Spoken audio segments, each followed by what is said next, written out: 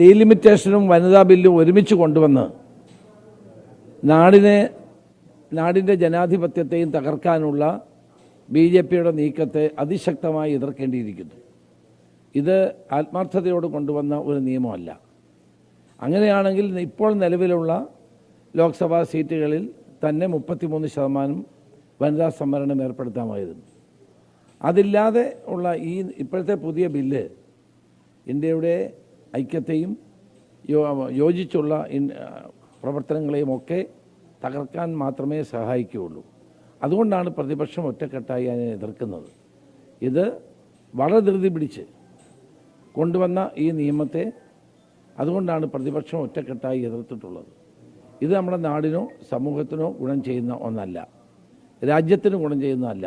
Indian ജനാധിപത്യത്തെ ദുർബലപ്പെടുത്താൻ മാത്രമേ ഈ നീക്കം കൊണ്ട് കഴിയുകയുള്ളൂ. അതുകൊണ്ടാണ് പ്രതിപക്ഷം ഒരു മനസ്സോടുകൂടി ഒറ്റക്കെട്ടായി ഇതിനെ എതിർക്കുന്നത്. തെരഞ്ഞെടുപ്പ് ലക്ഷ്യമാക്കിക്കൊണ്ട് നടത്തുന്ന ചില നീക്കങ്ങളായി മാത്രമേ നമുക്കിതിനെ കാണാൻ സാധ്യമാവുകയുള്ളൂ. അതുകൊണ്ട് ഈ ബില്ല് പിൻവലിക്കുകയാണ് പ്രതിപക്ഷം ചെയ്യേണ്ടത്. പ്രതിപക്ഷത്തിൻ്റെ അഭ്യർത്ഥന മാനിച്ചത് പിൻവലിക്കുകയാണ് സർക്കാർ ചെയ്യേണ്ടത് എന്നാണ് എൻ്റെ അഭിപ്രായം. ഞാൻ ആരെയും കാണുന്നില്ല. ഞാനിന്ന് മഹാരാഷ്ട്രയിലെ MLC തെരഞ്ഞെടുപ്പ് പ്രഖ്യാപിച്ചിട്ടുണ്ട്. അതിൻ്റെ ചില കാര്യങ്ങൾ അവിടുത്തെ PCC പ്രസിഡൻറ്റും AICC എന്നോടൊപ്പം അറ്റാച്ച് ചെയ്തിട്ടുള്ള AICC സെക്രട്ടറിമാരുമായിട്ട് ചർച്ച ചെയ്യാൻ വേണ്ടിയാണ് വന്നത്.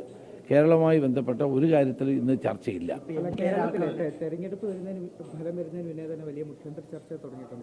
അന്ന് അതൊക്കെ ഇന്നലെ ഞാൻ പറഞ്ഞതാണ്. ഇനി അതിൽ കൂടുതൽ ഒന്നും പറയാനില്ല.